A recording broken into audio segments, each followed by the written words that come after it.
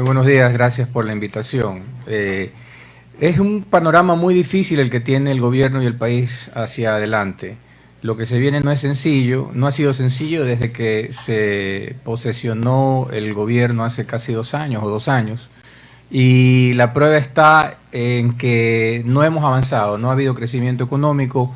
El país, pienso yo que en la actualidad no cuenta con un timonel político que pueda ayudar al gobierno a salir adelante. Ayer participé en un conversatorio sobre estos mismos temas. El exponente era el doctor Jorge Alvear, un destacado abogado de nuestro medio. Y él hacía un interesante análisis y yo voy a montarme en ese análisis, en el sentido de que tenemos que, para salir adelante, trazar una línea que divida a los amigos de los enemigos de la democracia. Y no estamos hablando de ideología política, estamos hablando exactamente con las mismas palabras, de los amigos y de los enemigos de la democracia. ¿Quiénes son los amigos? Yo pondría como los amigos de la democracia a todas las personas que más allá de la ideología política queremos trabajar, necesitamos producir, necesitamos aportar con ideas para que el país como tal salga adelante.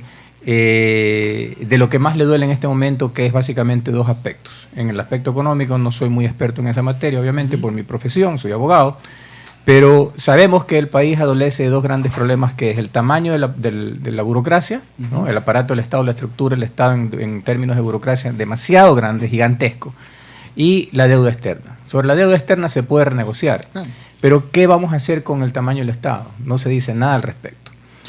Y dividir, decía yo, de los enemigos de la democracia. En ese otro andarivel deberíamos poner a todas aquellas personas que defienden el populismo, más allá de la ideología política, pueden ser de centro, pueden ser de derecha, pueden ser de izquierda, pero defienden el populismo.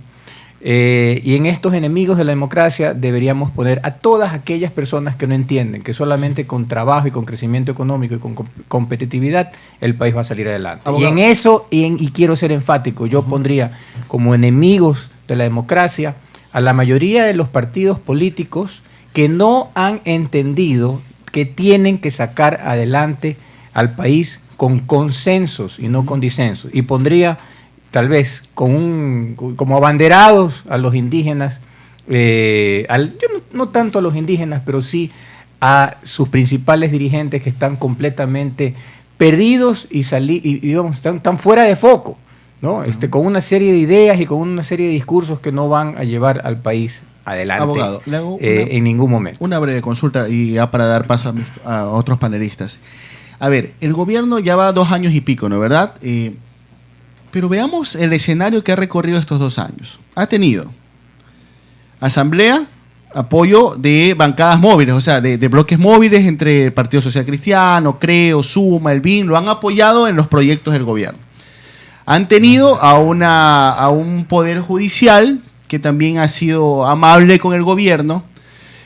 Pusieron un consejo de participación a la medida del gobierno, que fue el que envió los nombres. O sea, ha tenido camino libre, vía expedita, pero aún así, 2 años y medio después, seguimos con crisis, no hay crecimiento económico, tenemos una ley que está a pocas horas de cumplirse el plazo para que se pueda aprobar con un debate serio, como debe ser en una asamblea que se digne decir como tal. ¿Qué es lo que ha pasado?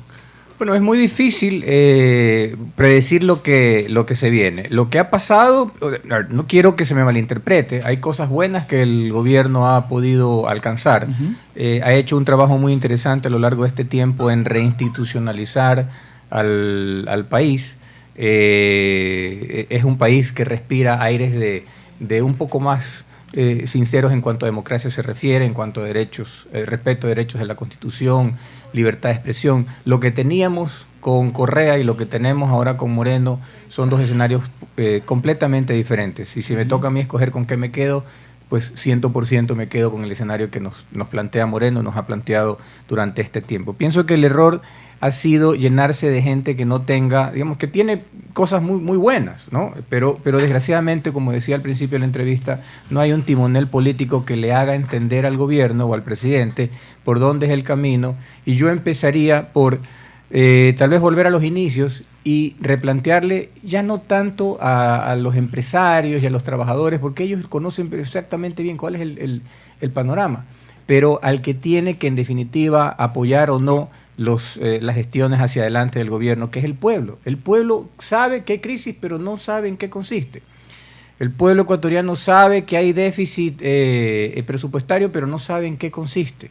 Y no es tonto, se le puede explicar. El pueblo ecuatoriano sabe que el aparato burocrático del Estado es gigantesco, pero no sabe eso en qué consiste, y hay que explicarle. Porque cualquier decisión que tome el gobierno siempre va a tener eco en el bolsillo del pueblo. Y mientras al pueblo no se le explique, el pueblo va a reaccionar presa de estos dirigentes malintencionados que, como decía al principio de la entrevista, no son amigos de la democracia. Yo pienso que en estos 2 años hemos avanzado bastante en tratar de reinstitucionalizar el país, pero cuando vemos lo que ocurre o lo que ocurrió en octubre de este año, nos damos cuenta de que todavía estamos pisando terreno muy frágil en cuanto a reinstitucionalizar el país. Y yo pienso que si es que no queremos más inestabilidad y si no queremos, digamos, que nuestro derecho a trabajar, a progresar y a crecer en materia económica se siga viendo afectado, tenemos que empezar por hacer una difusión profunda de exactamente en qué consiste la crisis, en lenguaje que el pueblo lo pueda entender, porque el pueblo es el que va a salir a las calles a apoyar cualquier cosa o a oponerse a cualquier cosa más allá de los dirigentes, ¿verdad? Veamos lo que ha existido en Guayaquil. En Guayaquil han existido ideas claras, ¿verdad? Aprovechadas, en el buen sentido de la palabra lo digo, aprovechadas por dirigentes políticos que han tenido la profundidad del mensaje suficiente para poder arrastrar a las masas a defender una tesis en un momento determinado. Entonces, eso es lo que tiene que el gobierno hacer, y para eso necesita rodearse de gente que pueda mimetizarse con el pueblo, ¿verdad?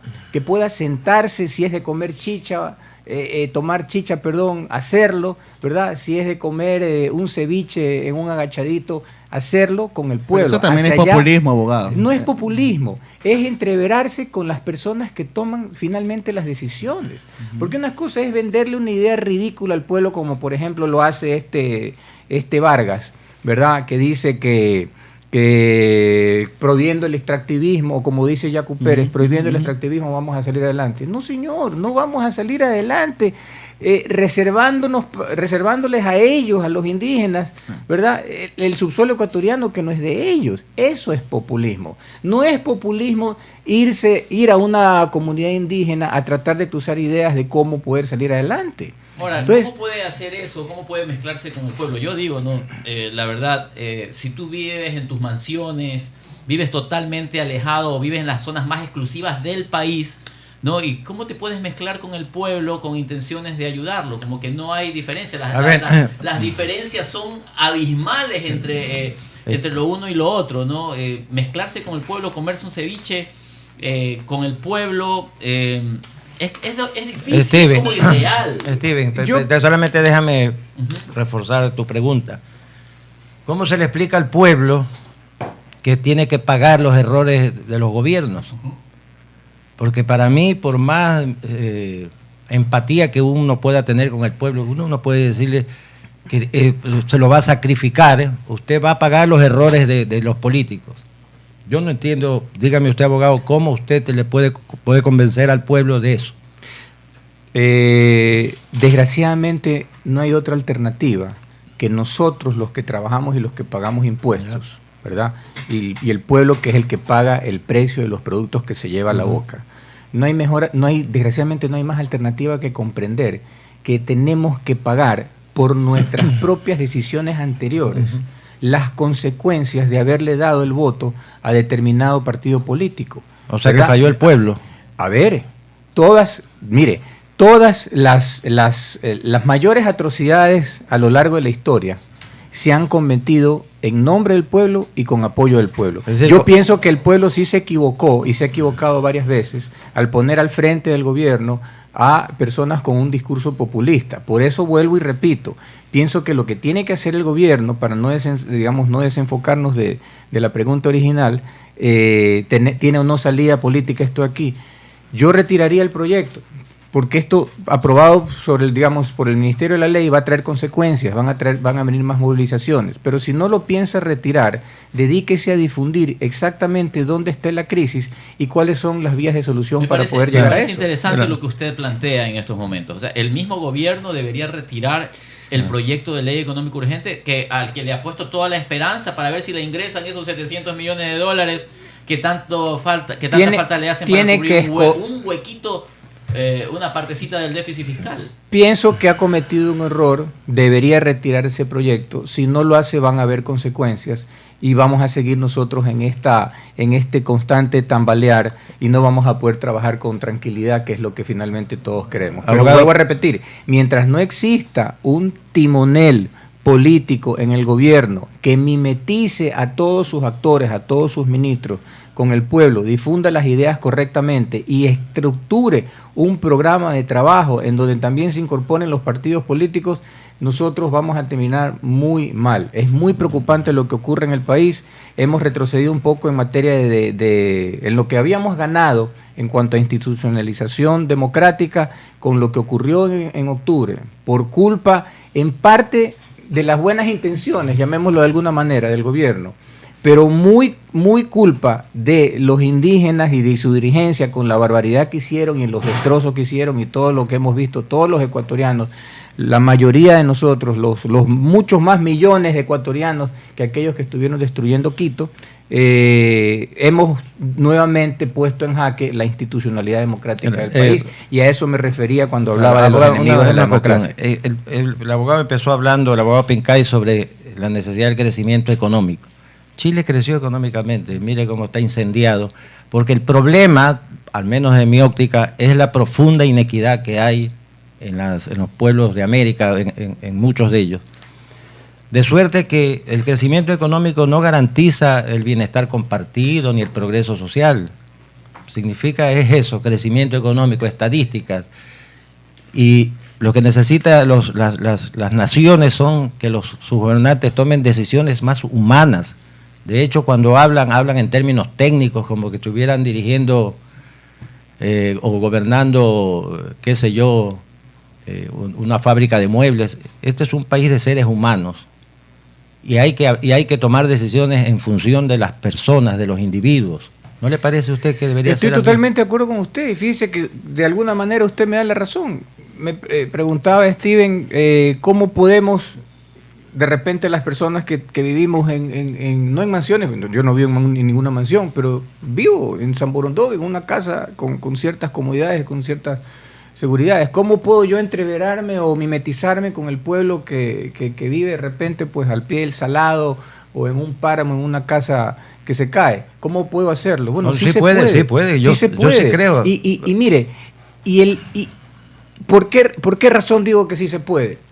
Porque pregunte pues a usted, estos dirigentes sindicales, ¿qué tanto trabajan y cómo viven? Pues, y yo le garantizo que trabajan mucho menos que todos los que estamos aquí sentados y viven seguramente mejor.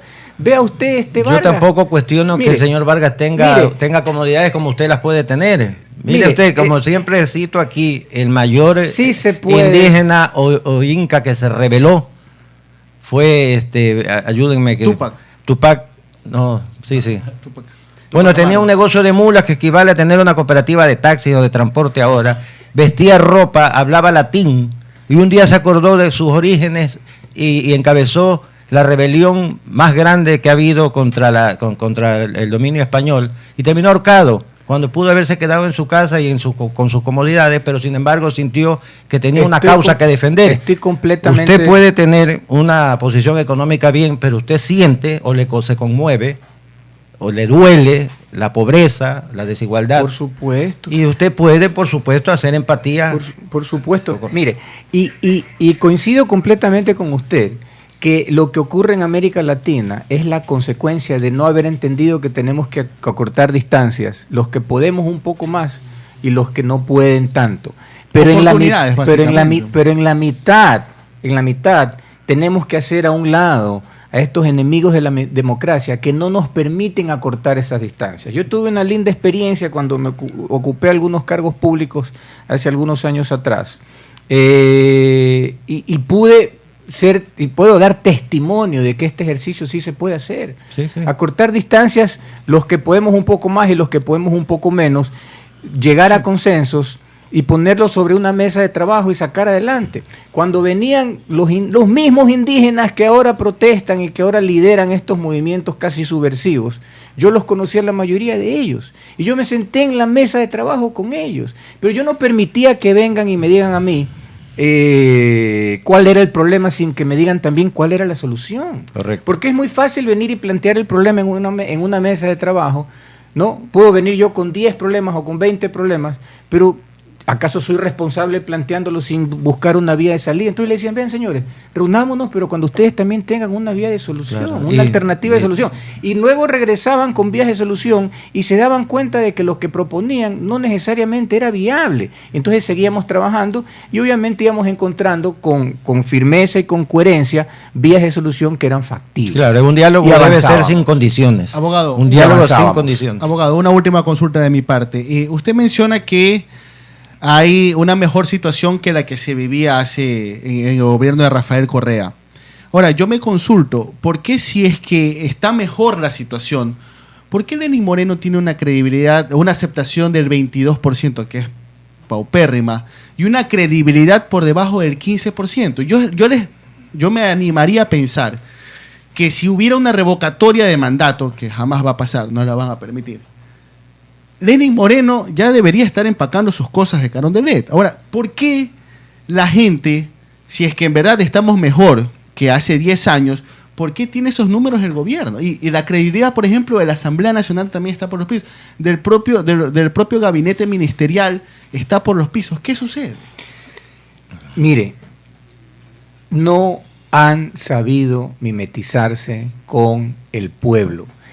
Hablan bonito, pero no les entiende. ¿Quién no les entiende? Hay El problemas de pueblo. comunicación también. A ver, es muy fácil decir hemos reinstitucionalizado democráticamente el país, hemos reinstaurado en el país, hemos devuelto la vigencia de la libertad de expresión en el país se respira, digamos, un ambiente abogado, de libertad. Ahí hay un dirigente que por un tuit está preso. Pero, a ver, déjeme terminar, una pregunta a la vez. Ujú. Pero eso no lo entiende el viandante, eso no lo entiende el individuo del pueblo. A él hay que hablarle más diluido, más claro, con un mensaje que lo pueda comprender.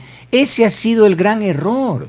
Mire, yo pienso que ha hecho más o menos bien las cosas. Por ejemplo, para citar un ejemplo, la ministra María Paula Romo.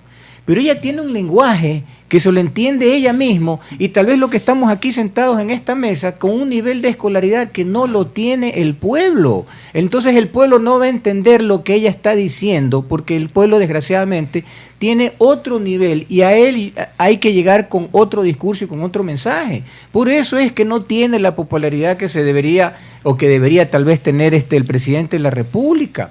Porque el mensaje que le ha llegado al pueblo no es un mensaje de te doy un bono, ¿no? Sino un mensaje de estamos tratando de ver cómo reesquematizamos el pago de la deuda externa. Cuando Lenín Moreno ¿no? llegó al poder, llegó con un discurso conciliador, solidario, y los niveles de él se mantenían en el 72%. Tanto se deterioró su discurso, ¿no? que ahora está en estos niveles tan bajos. Obviamente en todo momento ha recibido también el apoyo o ha cogobernado con determinados sectores políticos, ¿no? Eso tal vez a él lo ha minado bastante al presidente. Pero es que hasta que Moreno habló de que la mesa no estaba servida, y fíjense ustedes en respuesta a la mesa está servida que utilizaba Correa, todos entendemos si nos dicen que la mesa está servida, pues, ¿verdad? Pero cuando Moreno dice la mesa no está servida y tienen que empezar ahí a hablar de deuda externa, tienen que empezar ahí a hablar de competitividad, tienen que empezar a hablar ahí de impuestos, tienen que empezar a hablar ahí de focalización de los subsidios, de retiro, ya nadie le entiende. Porque todas esas decisiones implican pagar un poco más en el transporte, en los precios de los bienes de primera necesidad. Entonces, esa segunda mitad él no la pudo, digamos, manejar. Y puso gente que seguramente es muy capaz, pero que no tiene experiencia en discursos políticos, ¿verdad? Que no pudo llegar con la profundidad que tenía que llegar el mensaje. Nadie le entendió, la gente lo dejó de escuchar y los resultados están a la vista. Moreno tiene que, desgraciadamente, a pesar de todo lo que le dicen y de todo lo que le dijeron en el ágora de la Casa de la Cultura, tiene que referirse a las mismas personas de mis hermanos. Oiga, veía y escuchaba al vicepresidente de la República, no digo que necesariamente esté equivocado, pero la contestación de él al que le van a dar justicia, a Isa. ¿Usted cree que le faltó autoridad? Perdón, pues yo le hubiera contestado una cosa con otro discurso, pues. O sea, no vamos a responder violencia con violencia, etcétera. Odio con odio. Odio con odio, ¿verdad? Oiga, a ver, depende también del temperamento de la gente. También. Pero este señor se merecía que el conciliando, pues yo creo que el gobierno está en su tarea conciliando. No van a conciliar. Y llegar a un acuerdo para sacar el famoso decreto que va a ser el que reemplace al 883, que fue el que generó toda la trifulca. Ok, y usted, y Steven, y dígame usted, así sea un decreto científicamente elaborado para focalizar los subsidios, pregunto, ¿qué van a hacer al día siguiente de que lo promulguen si no difunden la idea al pueblo con la profundidad que se necesita para que el pueblo no reaccione? ¿Acaso que es muy fácil venir a redactar un decreto que sustituya al 883 para que luego decir no va a ser tan grave el problema, vamos a focalizarlo, van a pagar los ricos el subsidio y no los pobres? ¿Acaso lo van a entender cuando resulte que digamos, estratificando las zonas geográficas del país, de repente se pasen de San Borondón un poquito y se vayan a la Aurora? Y en la Aurora tengan que pagar otro precio por el diésel. ¿Lo van a entender? Si no se lo socializa, no lo van a entender. Entonces, por eso vuelvo y repito, le falta al gobierno un timonel político o varios timoneles políticos que lo saquen adelante. Yo no veo que hayan los cambios necesarios para que esto se dé. Y cualquier decisión que tome el gobierno, por un lado va a tener a los trabajadores o a la dirigencia trabajadora, y si no es con ellos va a tener a la dirigencia indígena, y si no es con ellos va a tener a la dirigencia del transporte, y si no es con ellos va a tener a la dirigencia de los empresarios. Entonces la situación es muy difícil. ¿Y quién lo saca adelante al presidente Moreno de esta situación? Vuelvo a repetir, un interlocutor político válido que pueda llegar con el mensaje y con la profundidad que se necesita al pueblo, que es en definitiva el que lo va o no a respaldar. Perfecto. Bueno, allí, gracias al abogado Alberto Pincay. Gracias a ustedes. Muchísimas gracias. Con lo que nos ha dicho más o menos la salida, la pregunta planteada para la entrevista, la salida. No hay una respuesta todavía clara. Todavía no es muy difícil. Desgraciadamente no tenemos una varita mágica que nos saque adelante de la crisis política, en la política y económica en la que estamos, ¿ya? Por culpa de la crisis política, es decir, por culpa de la crisis económica. Estamos en una crisis política. No hay una varita mágica que nos saque adelante. ¿Qué pasa si entra, como creo que va a entrar, esta ley, digamos, esta ley de pipetas, ¿verdad? Como lo decía León Roldós, esta ley de pipetas en materia económica. ¿Qué pasa si entra por el Ministerio de la Ley el día de domingo? Va a haber reacción, ¿verdad? Y esa reacción es muy probable que se contamine nuevamente al sector de los indígenas. Y es muy probable que también se contamine a cierto, digamos, a cierta porción del pueblo ecuatoriano del que va a pie, sí, ¿verdad? Finalmente, entonces ¿qué es lo que seguimos empantanados en no poder trabajar? ¿Qué es lo que a todos nos interesa? Una respuesta químicamente pura para la pregunta que se me ha planteado, desgraciadamente no hay.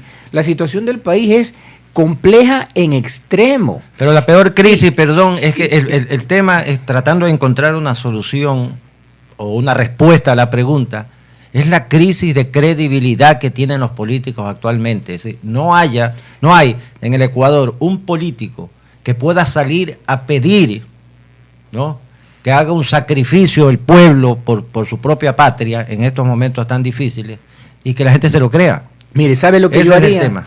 Si yo fuera presidente de la República, yo haría una difusión lo suficientemente profunda de cuáles son las dos grandes decisiones que hay que tomar y ajustarse el cinturón sin cortarse la cabeza, ¿verdad? Porque es un cinturón que no lo tenemos en la cintura, lo tenemos en la cabeza, en el cuello, mejor dicho. Yo lo que haría es tomar la decisión que tanto se comenta en relación a reducir el aparato burocrático del país.